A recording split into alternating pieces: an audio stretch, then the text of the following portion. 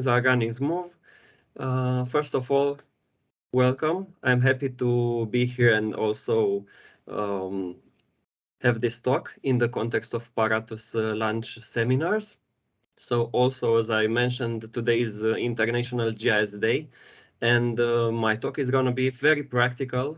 It's a work that I started during my PhD, and it's now fortunately continuing, and it's continuing also in the context of the PARATUS project. So it's ongoing work and still many things to do with regards to network risk. So my talk is about the idea of time-dependent framework for analyzing travel times in earthquake disaster events, but not necessarily just earthquakes. This is going to be my focus, given that I'm, let's say, a geographer involved in seismology. But anyway, this idea of network risk and systemic analysis applies to many multiple other fields of, let's say, hazard, from landslide to floods to other stuff. A bit about me. I'm Dragos Toma Danila. I come from Bucharest, born and raised here. And along with my good supervisor, Armaș Iuliana, we represent the Center for Risk Studies in Bucharest, which is, let's say, a division of the Faculty of Geography of University of Bucharest. But also, I must say that I'm involved in research through the National Institute for Earth Physics in Romania. And from the first slide, I tease you a bit with some of the results of this framework, which was, let's say, started to be developed in the past maybe 7 years.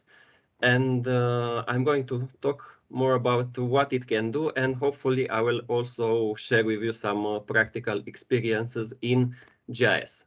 But let's talk about a bit about the context. In terms of earthquakes, they are still a problem, and quite a big problem, as we've seen this year, especially with the Turkey-Syria big earthquake in February. So people still die, and many of them still die a lot due to earthquakes.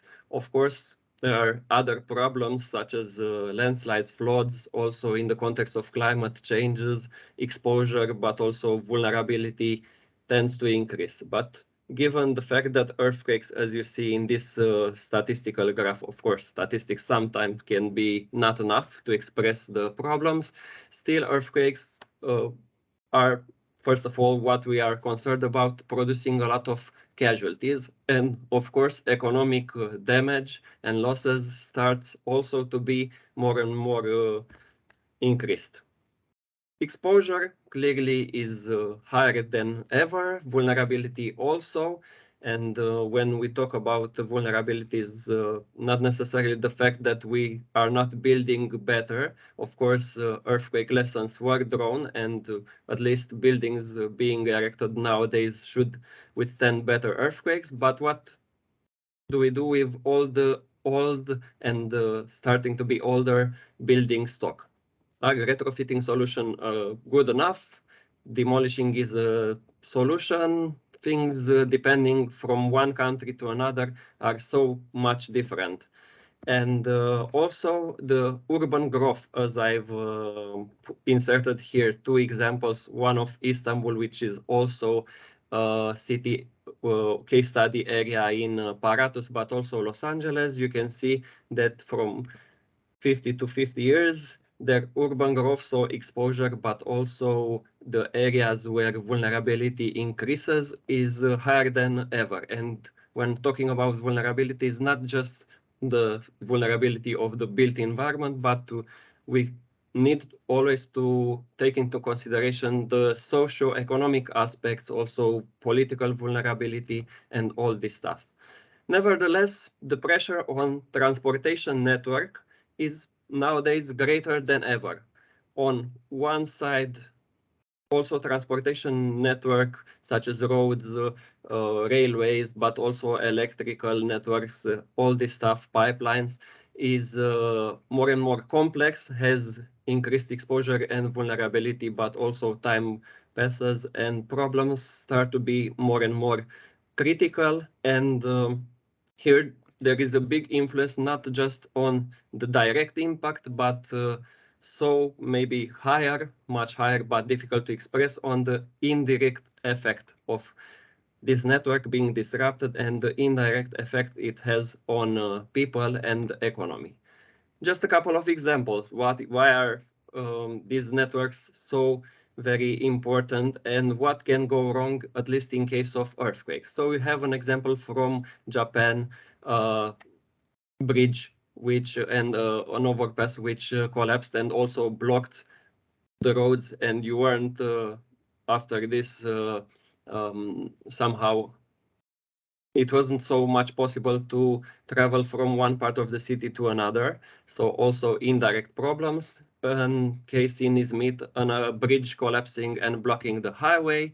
Of course, in Izmit, it was a shock back then. You can see here the railway bent right where the fault was passing. It was let's say, strike slip event, which caused the disruption of railway transit. Also problems such as this in mountainous areas, especially with landslides and roads cracking, which takes quite a lot of time to also repair. There are also other problems, not just with the roads, but also with pipeline leading to flooding, with fire outbreaks, making somehow the city in the aftermath of an event very difficult to reach. There is also a recent example from 2018. So when you have an earthquake, but also tsunami, problems are cumulative, and you also are left with a lot of damage afterwards. But of course, when you have capability to somehow return to the status quo is sometimes a very important aspect here. Again, other problems related to liquefaction, tunnel breaking down, although generally tunnels should behave better in case of earthquakes. Example of huge landslide masses blocking the road, such as here in New Zealand, problems related to buildings collapsing, and as this example in Italy reflects, this problem can generally occur in, let's say, city centers where there are a lot of vulnerable buildings, and very important is that you have this damage, you need to rescue people, but the extent of the damage very much localized in the central parts makes the city especially very inaccessible to the first responders and so on. And all this debris blocking the roads is very critical because you are fighting with minutes, seconds to get to those people and rescue them. Other problems, such as in Haiti, are showed by the fact that after a major event, so many people want to exit, evacuate, or reach their loved ones. And all this leads to traffic jams, to these problems. And we are also thinking about an earthquake being followed by aftershocks. So having all this amount of people on the streets and some, let's say, parts of the infrastructure being vulnerabilized can be an additional problem. And just a bit about what we've seen this year in February 2023, so the Turkey-Syria earthquakes, there were two of them. And beside the fact that so many buildings were damaged, over 5,000 deaths in Turkey and some thousand in Syria. So many people needed shelter, needed to evacuate these areas. All this, let's say, huge disaster clearly had a direct but also indirect impact on transportation networks. How well is this documented? As far as I've looked now on the internet, unfortunately, I couldn't see very relevant maps showing something like how was traffic right after the earthquakes, which were the incident area. We clearly know and can see from the picture, and I will show you now a short video, that problems were significant. Also, I've seen in the recent Antalya conference where I attended the fact that there were problems related to reaching the airport to transporting the goods, the fact that so many roads were blocked, some of them had cracks, and what you've seen in the previous picture was a significant vulnerability.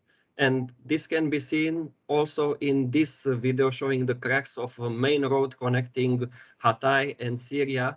So all this damage and not being able to use this highway, also seeing the fractures in the earth where the fault has passed. There are many footages of this fault somehow showing its marks at surface, leads you to the thought that it's very important actually to also analyze this the way networks behave also directly, but also in a systemic way. So this is mainly the idea of the network risk framework and approach, to try to see for different scenarios and accounting for different probabilities what could happen, and also to try to see the implications and somehow quantify which could be the problems in terms of indirect losses, economic, social, and so on.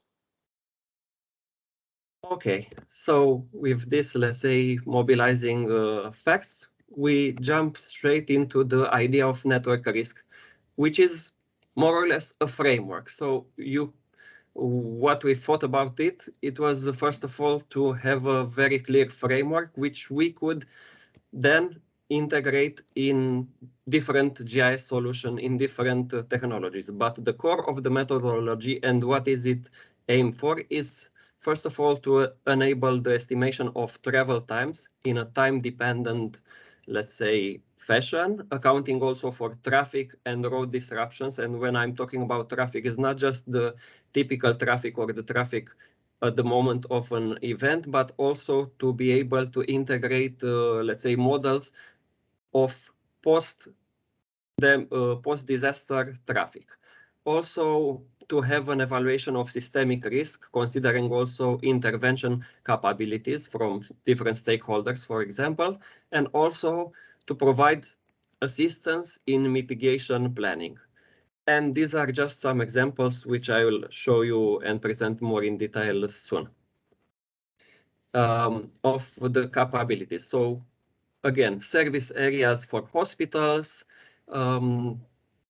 preferable routes, and not just related to time, but also somehow to safety. And all these things are, let's say, works in the past years, which are also published gradually. At least there are these key articles, which I invite you to check out after this presentation, which were for Bucharest, but you can see how also we started, let's say, from level 0 and added more and more components to this framework.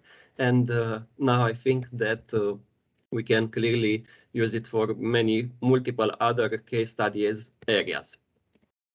Okay, again, about the concept, you start with different type of input data, but most important is when talking about network, having a road network in vector format and in GIS, but also having this, let's say, network data in a specific format with specific conditions such as connectivity. Otherwise, you're not going to be able to travel on the different segments of this network. Then you can add things such as shake maps in case of earthquakes, so how much the ground moves in some areas, liquefaction susceptibility, probability of road failure or disruption, both for buildings, but also for other specific structures such as bridges, tunnels. You see here, there is also the concept of using vulnerability functions along with shake maps in order to have a probability of a specific, let's say, building or road segment to become not functional. Also, you can insert, let's say, optionally, but it's clearly of interest, traffic data pre and post earthquake. Also, you can add different locations such as fire stations, hospitals. These are, let's say, very useful for making origin destination pairs. And through this whole packaging and different other post-processing modules, some of them being at the moment inserted in the network risk toolbox for ArcGIS, which can be seen as, let's say, a custom ways. So you can play around so much more than you are able with a traffic devoted application. You can get to different type of results, such as inaccessible areas in a city, also with different probability of being more or less accessible service areas, which mean that around, let's say, a hospital, which are the areas which can be reached in a specific situation in 5 minutes, 10 minutes, and so on. You can have an evaluation of the most used routes in order to also understand which routes are vital, critical, and need to remain open right after an earthquake or an event. Also, you can see which are the fastest but also safest routes along the way.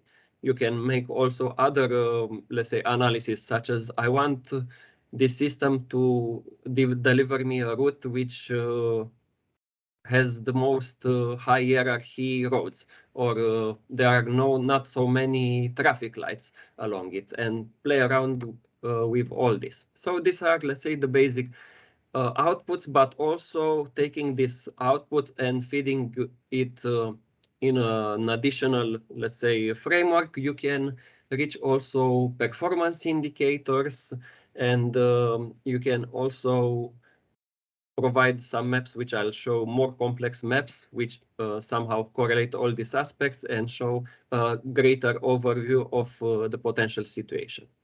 I also present briefly this scheme. So again, what you've seen earlier, these types of inputs, such as transportation network, traffic, and so on, exposed elements, hazard maps, are now put in here. And it's like a logical framework, or not necessarily an impact chain, but that style we are more and more familiar nowadays in PARATUS. They are linked together and in the end form the basis for running different scenarios in this, let's say, blue box here. Worst case scenarios, pre-earthquake scenarios, in order to also have a comparison of the situation pre-earthquake and post-earthquake, and so on. I won't get into details, but you can find the scheme in our latest articles. But the thing is that having all this input data somehow will enable you to get to better results. What we use in ArcGIS in this implementation, clearly we chose it because it's one of the, at least ArcGIS, one of the most common solution for all of us. It's commercial, so it's maybe a downside that is like this, but it also has a network analyst module, which we exploit, let's say, to its maximum. And this network analyst module is built upon the Dijkstra algorithm, which you can see here. It doesn't have other algorithms for solving this shortest path problem, but clearly out there are multiple other choices, which clearly would be of interest also for us to test and maybe embed them in ArcGIS or use other tools that are recently also out there. So different aspects, but still Dijkstra's algorithm is one of the most highly used algorithm, and it's very also processing efficient and provides good results, but you can also have different parameterization beside the simple version. So this is just a screenshot of how it's this network risk toolbox can be used in ArcGIS. So you have again this logical scheme. You have different, let's say, tools which you can apply for different purposes. One of the basic, the first things and important things is processing your data in order for the network analyst to be compatible to read it properly, and also have the classification of different hierarchies, different speed times. And later on, I mean, this is, let's say, maybe an older version, but later on you can then automate and have these capabilities of running service area analysis, route analysis, also make create different scenarios, also see things such as the footprint of buildings, which due to collapse might affect your road network, and all this stuff. Let's say it's partially automated in order to be quickly for this analysis. Beside ArcGIS, I must say that we will clearly have further focus also on QGIS, which recently also integrates this module, network analysis, allowing you to make service area analysis and also shortest path. So this is clearly a good thing to also exploit. QGIS is, of course, an open source solution. And it also has a more advanced plugin, which is called QNIT 3, which has even more analysis possibilities. Here is just an example. I tried it out today, and the basic stuff it provides is comparable with ArcGIS. In terms of parameterization, maybe the ArcGIS solutions are now more mature and have multiple options which we exploited, but I'm glad to see that also QGIS starts to do this network analysis rather well. So it's promising. And now I'll jump straight to what we did for Bucharest, which is also a case study area in the PARATUS project. Bucharest, as you see, is not maybe so close to very high magnitude earthquakes in the Vrancea source, but when you consider the fact that in this source earthquakes are large but also very deep, and the way this movement propagates can induce actually in Bucharest very high acceleration values. So the hazard is significant, but also Bucharest, capital of Romania, city of 2 million people, is also highly exposed and vulnerable in terms of buildings, but also in terms of road network problems, and traffic is a bigger and bigger issue nowadays.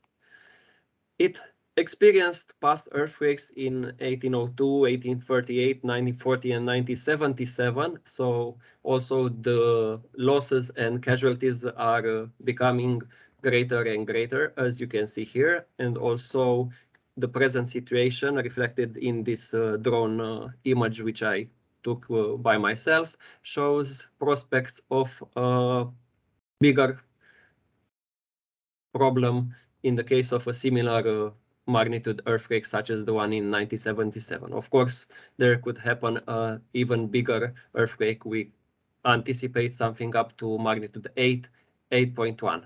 And in this context, with red, you can see buildings which were evaluated individually and classified as having seismic risk class 1, the highest probability of collapse in case of an earthquake such as this. But what about the rest? There is also the discussion that beside buildings which were evaluated, not so many of them, some hundreds of them, the situation is even grim. So this is just the tip of the iceberg, let's say, as a motivation. We have from the past also the locations of buildings which are affected, and again, city center reveals itself as the hotspot of damage, both in the past but also in the present, as I will later show you. But the fact that is that in the past, at least for Bucharest, traffic wasn't so much of a problem. And in 1977, there were some issues related to some buildings collapsing and blocking the roads, but 32 buildings being collapsed compared to what we expect today, and the fact that not a lot of vehicles were out on the streets, and people had, let's say, different concepts, and the regime was different, somehow made the roads not to be a significant problem, and travel times were generally fine. One problem was, however, that 1 hour after the earthquake, there was a problem with hospitals and the fact that so many cars and ambulances had to come to this building, which was also had some cracks and eventually needed to be evacuated, that at least in that area, there were problems. But what about nowadays times? Nowadays, as I mentioned, traffic is a highly problematic issue. So right in the city center, you have so many traffic jams regular. You have also the problem which we've seen during COVID with, again, with ambulances, with hospitals being hard to reach in some cases. But there are also other opportunities which we also included in our analysis, things such as having delimited tramway lines, which are also accessible for emergency situation vehicles. And this might at least provide some influence on travel times for emergency vehicles. Again, we have loss estimates, different scenarios. We know that things could go wrong. We know which areas might be affected, and these are, let's say, taking into consideration in our analysis. And what we used for Bucharest, at least in the 2022 study. We started with OpenStreetMap vector road data, which is more or less available for all of the world. And it's relatively fine. We didn't have official data, but this data was more than sufficient. Of course, we needed to process it further on and make some new columns with specific hierarchies, some assumptions related to the maximum speed per each segment and things such as this.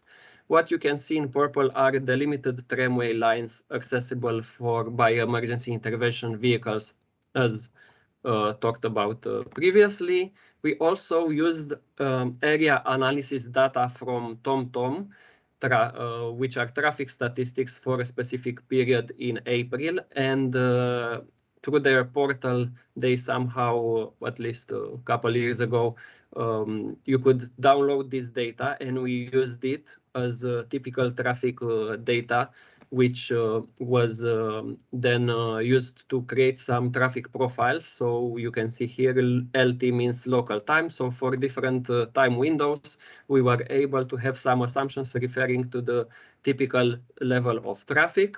Then we used this information along with service areas which we built around affected buildings and hospitals to somehow model the post-earthquake traffic in a more or less empirical way, but out there are other tools more complex which can simulate also with vehicle per vehicle assumptions what could happen in case of traffic disruption with all the rerouting of the traffic, but we used the simplified methodology. So it was like around buildings and hospitals, we determined some polygons based on distance, and in those polygons we attributed some scaled costs which somehow reduce the speed on which is taken into consideration for vehicles transiting that area. And this then reflects in the routing algorithm in the fact that those areas are going to be less preferable and other options would come up. Again, other data that we used, we had information about fire stations and also hospitals. We took all of them into consideration, but also made a distinction between their importance and treatment capabilities in case of an earthquake. So some of the hospitals clearly are going to be the very important origins, and some of them not so much because they're not going to have capacities to treat the specific types of wounds inferred by, let's say, earthquakes and other disasters. We also had the locations of buildings evaluated in seismic risk class 1, but also 2, so most vulnerable of them. Of course, They are just the tip of the iceberg, and that is why we also used some more generic, broader loss estimations at neighborhood scale. And for determining the road obstruction potential, we used the simple formula, which somehow links the number of floors to estimate the debris footprint in terms of meters, and we used this extent along with the width of the road and how close it is to buildings. Here are just some examples to evaluate the probability of a road being fully or partially closed due to the collapse of these vulnerable buildings. And in terms of results, you can see here one of the first results, which shows the areas difficult to access. We somehow simplified the results on this map and show both areas completely blocked by debris, but also areas which might be partially blocked by debris, but difficult to reach. These are also other products such as service areas for fire stations, but also for hospitals, depending also on their importance. And based on this distribution, we also have an analysis based on time. So for different time windows, such as 2 a.m. during the night, but also 8 a.m. during the week, of course, the situation changes a bit. Also for hospitals and their locations, but maybe it's difficult to look at so many maps. That is why we also came up with a way to integrate all the outputs in a qualitatively expressed map, such as this one, which shows you basically which are the areas which have a higher or a lower vulnerability. And you can imagine that this map is sometimes what stakeholders really want. Not a lot of maps showing the problems and uncertainties, but an end product that they can use in their plans. And actually this map was now included in the national conception for post-earthquake intervention and in the Bucharest plans. And how it's being used, somehow the fact that it shows the hotspots and areas difficult to reach somehow create other procedures related to making access okay for this area in the aftermath of an earthquake, or planning new safe routes, and also planning maybe new hospitals in locations difficult to reach. Other types of analysis which we consider to be useful are this comparison between the implication of having those dedicated routes on the tramway lines and not having them. And of course, this is just the case analysis for one of Bucharest's emergency hospitals, very important ones. It shows that, of course, when you are able to travel through these dedicated areas, your service areas are bigger than otherwise.